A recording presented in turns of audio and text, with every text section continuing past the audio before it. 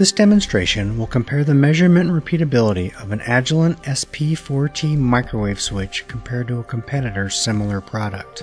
Here is the test setup we'll use. The Agilent switch is at the top near the center of this photograph. The competitor's switch is near the top right. We will use a network analyzer, shown at the bottom of this photo, to measure the insertion loss across the switches to compare performance.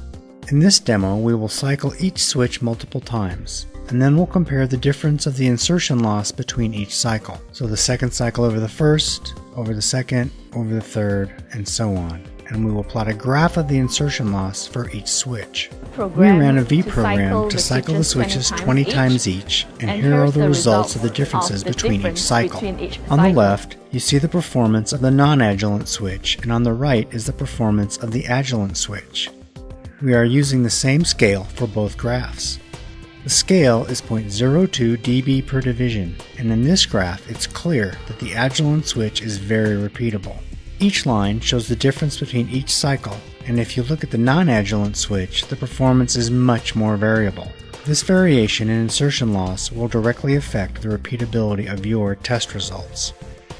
Agilent Technologies guarantees 0.03 dB insertion loss repeatability throughout the operating life of their microwave switches, ensuring excellent consistency in test results.